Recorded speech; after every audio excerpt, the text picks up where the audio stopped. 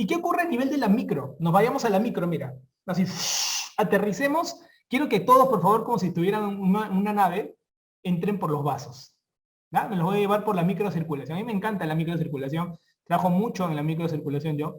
Entonces, es bueno entender esto. ¿Por qué? Porque nunca lo hemos entendido bien.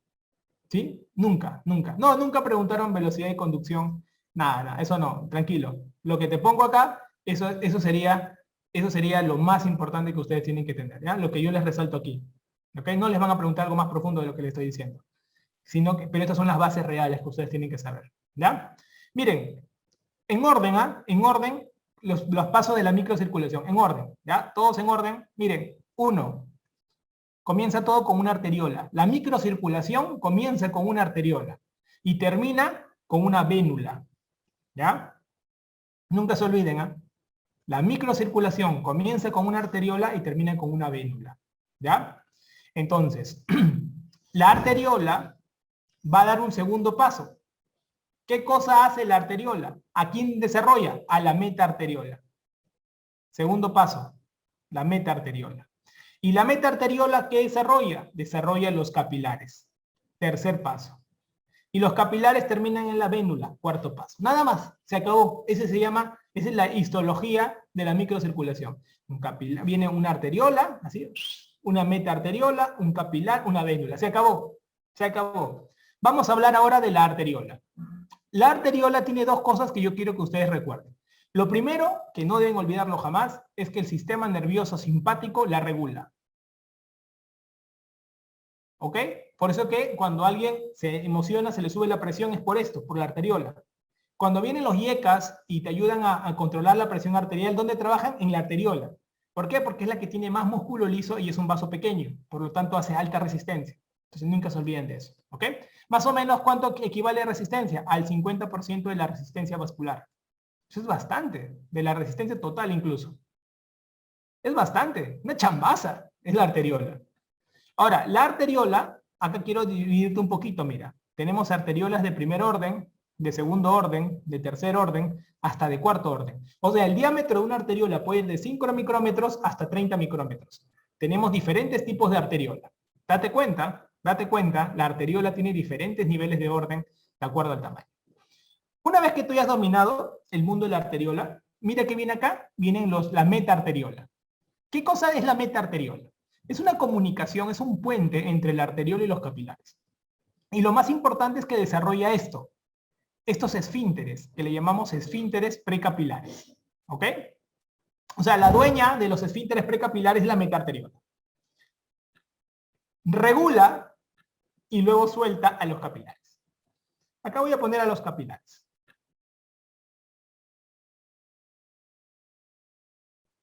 Los capilares, ¿qué características hemos aprendido hoy día? A ver, primero, que tienen mayor área transversal, que tienen la menor velocidad de flujo de la sangre. Y aparte, que no todos tienen membrana basal. O sea que es interesante esto. O sea, son lugares que no están bien establecidos a veces. Y por lo tanto, puede haber mayor cantidad de capilaridad de acuerdo a lo que quiera el cuerpo humano, a lo que necesita el cuerpo humano, porque no tiene una membrana basal muy establecida. Es interesante, ¿no? Ahora, los capilares, ustedes van a ver que hay órganos que están llenecitos de capilares y hay órganos que tienen pocos capilares. ¿Sí? Por ejemplo, órganos que tienen un montón de capilares, ¿cuáles son? Los que necesitan mucha sangre. Por ejemplo, los pulmones. Por ejemplo, el hígado. Exacto, Andrea, el riñón. Correcto, ¿no? Algunos tienen más o menos, un poquito más o menos de capilares, por ejemplo. Ojo, mira lo que le pongo, ¿ah? Los tendones. Los ligamentos. O sea, tienen algo de capilares, pero muy, muy poco. ¿Y quiénes tienen nada? O sea, nada, nada, nada, nada. No tienen nada de capilares. O sea, a mí tiene que venir de tu mente, ¿ah? A ver, ¿quiénes no tienen nada? A ver, respondan. Nada, no hay capilares. Así, así, tienes que pum, pum, pum, pum. Así, así, C. ¿Por qué pongo C? Cartílago. Muy bien, córnea. Cristalino. Por eso te puse la C. C. Nada de capilares, nada de C, ¿no? El cartílago córneo cristalino es muy frecuente que pregunten, ¿no? Entonces acá te lo pongo, acá vamos a poner tu resaltador. No tienen nada de capilares, cartílago, córnea, cristalino. ¿Ya? Ese es muy preguntado, esas son las famosas de septo, ¿no? La que uno dice, pucha, esa pregunta de básica estaba bien yuca, ¿no? No, nunca la pude hacer, ¿no? Pero sí la podías haber hecho, tú sabes que sí podías. Entonces, ya estamos acá, ¿no? En los capilares. Luego aparecen las vénulas, ¿no? Los capilares drenan en las vénulas. Y también hay vénulas de cuarto orden, de tercer orden, segundo, primer orden. O sea, todo siempre es en escalera. Es hermoso esto, porque esta es la microcirculación, chicos. Esta es la microcirculación. Cuando un paciente diabético, acuérdate que en los diabéticos es donde más se ha investigado microcirculación, los pacientes diabéticos tienen dañado este sistema. Tienen dañado este sistema. ¿Sabes por qué? Porque en los diabéticos la meta arteriola está vaga. Totalmente ociosa. O sea, no regula nada el esfínter. Hasta que hace lo que le da la gana el esfínter ahí. No regula nada. Entonces, como está ociosa, no hay un buen trabajo. Entonces, se pierde la presión de la arteriola y la vénula. Prácticamente se equipara la presión, se pierde. Hace un mal daño y eso hace de que la célula como que se intoxique más. ¿Y quién hace que se altere todos esos problemas? Y más se va depositando proteoglícanos, los vasos mismos se van dañando por dentro, se va perdiendo la lámina elástica interna, luego se pierde la lámina elástica externa, se endurecen los vasos gracias al aumento de la glucosa. Si tú controlas la glucosa, tranquilamente la microcirculación está perfecta. Y esto no se opera, pues. Esto se controla con glucosa. En cambio, la macrocirculación sí se opera, pero la micro no, pues esto es control con glucosa. No hay otro control. Entonces, eso es muy importante tomar en cuenta. Ahora, los capilares hay varios tipos, ¿no? O sea, no es que el capilar es fundamental en la parte microcirculatoria, ¿ya? Tenemos capilares continuos, ¿no? Tenemos capilares fenestrados y capilares discontinuos, o también llamados capilares sinusoidales. Pregunta aquí, ¿cuál es el tipo más frecuente de capilar? ¿Cuál de los tres será el más frecuente? ¿El continuo, el fenestrado, el discontinuo o sinusoidal? ¿Cuál creen ustedes? Correcto. El capilar continuo es el más frecuente, ¿no? Es el más frecuente. Está en la mayoría de órganos, ¿sí? Está en la mayoría de órganos. Está en la mayoría de órganos. Y estos capilares tienen un transporte selectivo, ¿no? Tienen un transporte selectivo, ¿sí? Como que tienen su ¿cómo le llaman esto de los carros? Tu peaje. Tienen su peaje ahí, te van a avisar, ¿no? Oye, entra esto, entra lo otro, o sea, la gente sabe lo que entra y lo que sale. ¿Sí? Es un transporte selectivo. En cambio, los capilares fenestrados, que esta ha sido pregunta de examen, están en los órganos que se dedican a la secreción y la reabsorción. ¿Qué órganos son esos? A la cabeza. El riñón, hermano.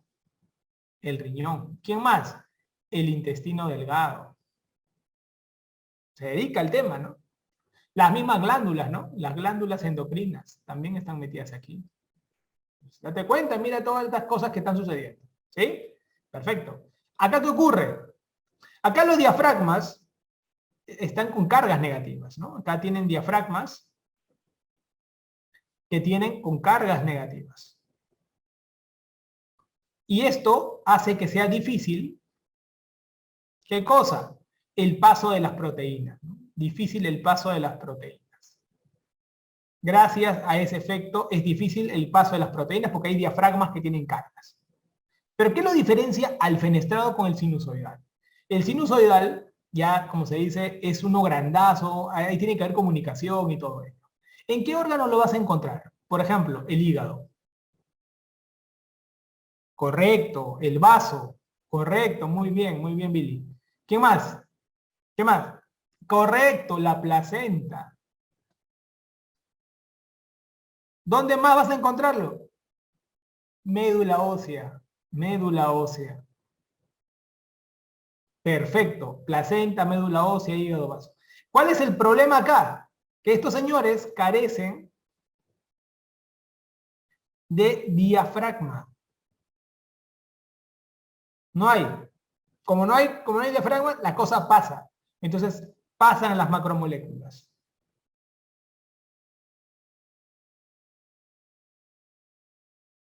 Las macromoléculas pasan. Entonces no hay diafragma. Entonces una pregunta buena sería una pregunta teórica, ¿no? Con respecto al órgano y con respecto al tipo de capilar. Puedes crear una mnemotecnia que te permita asociar, ¿no? Y ya con eso vas acordándote de por qué en algunos sí, capilares sí tienen espacios, otros no tienen diafragmas, en qué lugar te conviene que tenga diafragma, en qué lugar no te conviene, cuál es el más frecuente. Entonces vas como que vas trabajando y vas buscando la manera más correcta de poder avanzar. ¿Correcto? Entonces a eso tenemos que avanzar, a eso tenemos que llegar. ¿De chicos? Muy bien. Y hemos visto un poco del aparato circulatorio en general. Te has ubicado, más o menos ya te estás manejando con algunas frases. Yo hasta ahorita te puedo hacer una pregunta, o sea, te puedo hacer ahorita un examen de 20 preguntas tranquilamente y te puedo hacer preguntas directas con los conceptos previos. Es bastante información. Por eso es importante que hagas tu resumen diario, no lo dejes pasar, tienes que tenerlo presente. ¿Ya? Tienes que tenerlo presente. Claro, los capilares continuos tienen su filtro selectivo, pero es porque trabajan con un transporte. O sea, ellos son los que más hacen transportes activos, por ejemplo, ¿no? O sea, de todas maneras, son los que más hacen transportes activos. Entonces, eso sí tienes que tenerlo presente. No, no es como los otros que las cosas entran y salen y se pierden, ¿no? Sí, eso sí hay que tenerlo presente. ¿Ok? Muy bien. Entonces, vamos entrando un poquito, ¿ya? Yo cada hora les voy a dar un break de 5 minutos cada hora, como mira, yo tengo acá mi vasito, mira. Salud. Entonces, cada hora le meten su traguito, se paran, se mueven, y un break de 2, 3 minutos máximo. O sea, es solamente, como se dice, como para reactivación, ¿ya? Una reactivada, ¿ya? Entonces, siempre, hermano, toda la vida. Entonces, tienes que tenerlo ahí en cuenta. Entonces, miren acá, vamos a entrar al corazón. El corazón más o menos, muchachos, tiene 300 gramos a 500 gramos, ¿no? Hay gente que tiene el corazón más grande, pero son gigantes, ¿no? Hay corazón más pequeño, pero son en promedio el cantidad del peso. Tú tienes que tener en cuenta cuando tú ves el corazón, ¿sí? Que tú tienes que tener el corazón, lo primero que tienes que, hay otros que no tienen, tú tienes que tener en cuenta que nuestro corazón siempre te van a preguntar la cara más anterior del corazón y la cara más posterior del corazón. Siempre te lo van a decir, ¿no? Por ejemplo, la cara más anterior del corazón, ¿qué parte del corazón es? Y la cara más posterior, ¿qué parte del corazón? Esa es pregunta de examen toda la vida, ¿no? ¿Por qué? Porque en la cara posterior, por ejemplo, vamos a poner otro color. Mira, en la cara posterior, todo el mundo sabe que es la aurícula izquierda. Y la aurícula izquierda es la parte más posterior del corazón. Está pegada al esófago. Entonces, cuando tú le haces una eco transesofágica a un paciente, tú puedes ver mejor la aurícula izquierda que cualquier otra parte. Te pueden poner esa pregunta. Cuando te ponen una eco transesofágica, ¿qué área del corazón se ve mejor? La aurícula izquierda, pues, definitivamente. ¿Ya? Esta es una. Entonces, cuando tienes una endocarditis, te dicen, ¿no? Una endocarditis, ¿cuál es la área que te permite ver mejor? ¿No? La ETE, pues, ¿no? ¿Por qué? Porque voy a ver de frente la aurícula izquierda y la endocarditis es más frecuente el lado izquierdo. Entonces va bien. Y la cara más anterior, ¿no? O sea, ¿cuál es la cara más anterior del corazón? Dices tú, ¿no? El ventrículo derecho. Por lo tanto, cuando alguien te dice, no, paciente que le metía un chavetazo en el pecho, ¿qué pasa con eso? ¿Qué órgano ante el cuchillo precordial podría haberse lesionado? Ventrículo derecho. Tú solamente lo respondes porque sabes que es la cara más anterior. Y no tenías que haber hecho mucho estudio. Pero qué importante es ubicar esto. Entonces, el tema de las caras, te lo voy a poner acá abajo. A mí me interesa mucho. ¿Por qué? Porque el corazón hoy en día lo están estudiando mucho a nivel de imagen. Entonces, vamos a hablar de los bordes. Primero, antes de pasar a la histología y toda la peña. Lo único que sirve aquí. Bordes. Tenemos dos formas de ver al corazón. La vemos de frente, frontal, o la vemos de perfil ancho. ¿Sí? Entonces, bordes. Tenemos borde frontal. Si yo veo el corazón frontal, voy a tener un borde derecho, un borde inferior, un borde izquierdo y un borde superior. ¿Correcto? ¿Estamos todos? Ya, vamos a poner otro color, mira. El borde derecho de un corazón, ¿qué cosa es? La aurícula derecha. No hay pierde. ¿Ya? No hay pierde. El borde izquierdo de un corazón, ¿qué cosa será? El ventrículo izquierdo. El borde inferior de un corazón, ¿qué es? Ventrículo derecho. El borde superior, los grandes vasos. Oye, doctor, acá está faltando la aurícula izquierda, ¿no? Correcto. Por eso es que a un corazón le tienes que, aparte del frontal, le tienes que tomar un borde lateral. Y cuando haces el borde lateral, vas a encontrar esto. Un borde anterior y un borde posterior. Entonces acá tienes borde anterior y borde posterior. Entonces, ¿qué órganos estarás encontrando? En un borde anterior, ventrículo derecho, pero doctor, usted me ha dicho. Y borde posterior, aurícula izquierda. Entonces, mira. Esto de acá, que yo te acabo de decir, es pregunta clásica con respecto a los bordes. Pregunta clásica. ¿Ya? Paciente que tiene un borde derecho llamativo, escandaloso, ¿cuál es la parte, estructura cardíaca? Aurícula derecha. Paciente que tiene una lesión diafragmática, ¿qué zona del corazón estará afectada? Diafragma bajo, pues, ¿no? Ventrículo derecho. Clásica. Paciente que tiene un trauma en la cara anterior, ventrículo derecho. Paciente que tiene una endocarditis que va a hacerse una ET para estudiar, aurícula izquierda, posterior, pegado al esófago. Entonces los bordes, es importante que lo reconozcas muy aparte del tamaño. ¿Ok? Muy aparte del tamaño. Entonces, eso es muy importante. Borde izquierdo, ventrículo izquierdo. ¿Ya? Borde izquierdo, ventrículo izquierdo. Entonces, cuando ustedes ven estos detalles, al toque ustedes van asociando. ¿Ya? Van asociando. Muy bien. Ahora, hagamos un corte al corazón. ¿Sí? Hagamos un corte al corazón. Le sacamos un pedazo acá al corazón. Y el corazón tiene tres capas. Una capa interna, una capa media y una capa externa. ¿Ok? Grandes vasos. GB, grandes vasos. ¿Ya? Borde lateral, anterior, ventrículo derecho, posterior, aurícula izquierda. Eric. ¿Ya? Entonces, tenemos una cara interna, una cara media, ¿no? Tenemos el tejido cardíaco, le hemos sacado un pedazo, tenemos una parte interna, media y externa. La parte interna, o le llamamos también, tiene su propio nombre estos señores, eso es el famoso endocardio. Endocardio. El endocardio tiene dos partes. El endotelio, una capa, una lámina importante, y el subendotelio.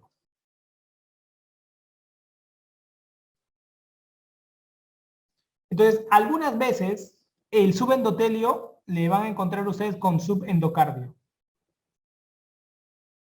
Pero es parte del endocardio. Correcto. Está dentro del endocardio. Solo que el endocardio tiene dos partes, endotelio y subendotelio, o suendocardio en vez de subendotelio. Es una forma, diferentes libros lo van a encontrar así, pero le lo pongo para que tengan las dos opciones. ¿Ya? Que el endotelio es la parte del tapiz interno cardíaco y el subendocardio básicamente es el tejido. Acá, por ejemplo, está el tejido especializado. Por ejemplo, la fibra de Purkinje, ¿dónde pasa? Por el subendocardio, que es en el subendotelio. Tejido especializado. ¿Ok? Importante tomarlo en cuenta. Perfecto. En la parte interna tenemos al miocardio.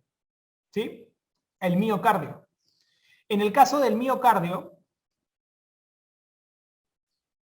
vamos a encontrar que las células, los miocitos, están así, mira. Tienen un núcleo central y están unidos unos con otros. Están unidos en el miocardio. Y van a encontrar dos tipos de uniones. Una unión que se llama unión adherente. La unión adherente lo que hace es que los estímulos mecánicos puedan pasar de una célula a otra. Estímulos mecánicos. Y luego van a tener una unión, ¿ok? Así es. Luego van a tener una unión que es una unión gap. Y acá lo que van a ver ustedes es que el estímulo eléctrico va a pasar de una célula a otra. Estímulo eléctrico. ¿Ok? Entonces, dos tipos de uniones en el miocito. Una unión adherente, que permite que el estímulo mecánico se capte por otra célula y haga ese movimiento. Y la unión gap, sobre todo, que permite el estímulo eléctrico, para que los tejidos especializados también tengan ese tipo de uniones. De tal manera que se conforman dos situaciones. Es una situación eléctrica y una situación mecánica. Y ambas tienen sus propias comunicaciones, mecánicas y comunicaciones eléctricas. Y eso ocurre en el miocito, el miocardio. Y la última parte es el epicardio. El epicardio no es otra cosa que la parte serosa del pericardio. ¿Ok? Es la parte serosa del pericardio. Ustedes saben que el pericardio envuelve el corazón completamente hasta el nacimiento incluso de los vasos principales, ¿no? De ahí se repliega. El pericardio tiene dos partes. El pericardio seroso, que es el epicardio, ¿sí? Que secreta líquido pericárdico. Ellos secretan líquido pericárdico. También hay linfáticos ahí que reabsorben, o sea, secretan y reabsorben. Y luego tenemos el pericardio fibroso. El problema es que el pericardio fibroso, si no se puede distender el corazón, o sea, tiene un límite. O sea, que si se llena de agua, quien va a colapsar es el corazón, porque el pericardio no se puede distender, es muy duro. Entonces, ten cuidado cuando hay taponamiento cardíaco. La pregunta que yo te puedo ir haciendo ahora es, ¿cuál será el área del corazón que se colapsa más rápido cuando hay mucho líquido? Tú del toque tienes que decir, los lugares que tengan más baja presión. Ya, pues, ¿quién tiene más baja presión? ¿La aurícula derecha, el ventrículo derecho, la aurícula izquierda o el ventrículo izquierdo? Las cavidades derechas. Aurícula derecha, lógicamente, porque no tiene tanto músculo. Entonces, esa se colapsa más rápido. ¿Sí? Al toque, ¿ah? Entonces yo te digo, oye, el pata tiene taponamiento cardíaco, le van a hacer un ecocardio. ¿Qué cavidad buscas? Cavidades derechas, doctor. ¿Y qué encontrarías? Un colapso. ¿Pero en qué fase? ¿Sístole o diástole? En la fase donde se supone debe extenderse es diástole y no se está distendiendo. Entonces tiene colapso en diástole, doctor. Taponamiento cardíaco igual a ecocardiografía con colapso en diástole de cavidades derechas. Automático. Porque sabes que el pericardio no se puede distender. Entonces, ya van asociando conceptos básicos para lo que vamos a ver en la parte clínica. Entonces, es muy importante. ¿Ok? Perfecto. Son estructuras, entonces, el tejido miocárdico, ¿no? Ya luego veremos su metabolismo, pero ya estás reconociendo las estructuras que existen aquí. ¿Hay células madre en el corazón o no hay células madre en el corazón, muchachos? ¿Qué dicen? ¿Hay células madre o no hay células madre? Sí hay células madre. Pero 1% de todas las células cardíacas tienen células madre. Solo 1%. O sea, no es suficiente con esas células poder replicarlas. O sea, que puedan suplantar al corazón. No es suficiente. ¿Ok? No es suficiente. Entonces no hay forma, pues el corazón nace y no hay forma de que vuelva a vivir nuevo tejido. Cuando un tejido cardíaco muere, es reemplazado por fibroblastos. Entonces, un tejido que se contrae se reemplaza por un tejido que no se contrae, o sea, fibrosis. Y el problema es que cuando viene la actividad eléctrica a la fibrosis, esta puede desencadenar arritmias. Por eso que pacientes que tienen infartos desencadenan arritmias porque tienen tejidos de tipo fibrosis que no llevan la electricidad adecuadamente y puede desencadenar un electrochoc. Eso es muy importante. ¿Ok? Así es, Billy, así es. Entonces, otro aspecto importante es la forma, cómo se distribuyen. Acá aprovecho para decirles cómo es la distribución de las arterias y los tejidos especializados. Miren, las arterias vienen por acá afuera. Normalmente las arterias coronarias vienen por la zona epicárdica y se meten a la zona miocárdica así. Miren, así vienen las arterias, de afuera hacia adentro, hacia llegar al endocardio y nutrir el endocardio. ¿Sí? Entonces van a haber lesiones más adelante que vamos a estudiar, que son lesiones debajo del epicardio, que le llamamos lesiones subepicárdicas, y lesiones que están debajo del endocardio, que son lesiones subendocárdicas. Acuérdense, ¿eh? Las arterias vienen de afuera hacia adentro. Hay lesiones que pueden ocurrir aquí, subepicárdico, o hay lesiones que pueden ocurrir aquí, antes del endocardio, subendocárdicas. Ya vayan afinando lo que va a venir en la patología isquémica coronaria. En cambio, el tejido especializado, las fibras de Purkinje, vienen más bien al revés. Vienen del endocardio y van a ir hacia afuera. Es la diferencia. Lo contrario ocurre a nivel eléctrico. ¿Ok? Entonces, eso se lo pongo para que ustedes vayan entendiendo las estructuras. Perfecto. Luego, hay una estructura fuerte, dura, que le llamamos trígono fibroso. Normalmente tenemos una válvula auriculoventricular, derecha, izquierda, y tenemos dos válvulas semilunares, le llamamos, o válvulas sigmoideas. Todas estas válvulas están consolidadas, están soportadas por un tejido que le llamamos nosotros el trígono fibroso. Este trígono es un lugar duro, rígido, que permite y tiene funciones, el trígono fibroso. Es importante que recuerden. ¿Qué funciones tiene el trígono fibroso? Una función es que aísla eléctricamente la aurícula del ventrículo. O sea, la electricidad de las aurículas no pasa a la electricidad de los ventrículos, porque el trígono fibroso lo está aislando. Ese es número uno. O sea, al menos de músculo a músculo no pasa la electricidad, pasará por otro lado. El segundo mecanismo es que le da estructura de sostén a las válvulas. Permiten que las válvulas no se caigan. Permiten que tengan una estructura ordenada. Eso también. Y lo tercero es que permite separar completamente a la aurícula del ventrículo. Entonces, lo separa. Es una separación total lo que ocurre aquí. ¿Sí? Y sobre ellas están las válvulas. Nosotros tenemos en las válvulas dos tipos de válvula, ¿no? Del aparato, ¿no? Tenemos el aparato valvular y tenemos el aparato subvalvular. El aparato valvular, lógicamente, ustedes saben, tenemos una válvula mitral que tiene dos velos. ¿Ok? Acá vamos a poner aparato valvular. Tenemos la tricúspide, que es derecha, que tiene 3 velos. La mitral, que tiene 2 velos. ¿Sí? Eso es importante. Aparato valvular. Luego tenemos también las válvulas sigmoideas, aórtica y pulmonar. ¿Ok? En la aórtica y pulmonar, normalmente nosotros no le damos mucha bola a ambas estructuras, no le damos mucha bola, al menos en este aspecto. Ya cuando veamos en cirugía cardiovascular y veremos qué importante es en el aneurisma de aorta ascendente, puede influir mucho esto del anillo. Cuando ustedes escuchan hablar del anillo, estamos hablando del trígono fibroso. El lugar duro que va a ser como que el sostén del origen de estas válvulas. ¿Ok? Eso es importante. Y es rígido, es una estructura como un centro aislante, ¿no? Que no pueda comunicar la electricidad de la aurícula al ventrículo. Es brutal. No hay forma de comunicación en el corazón. ¿Sí? Entonces, pero sí me importa que ustedes recuerden que el aparato valvular, la tricúspide tiene 3 valvas y la mitral tiene 2 valvas. ¿Ok?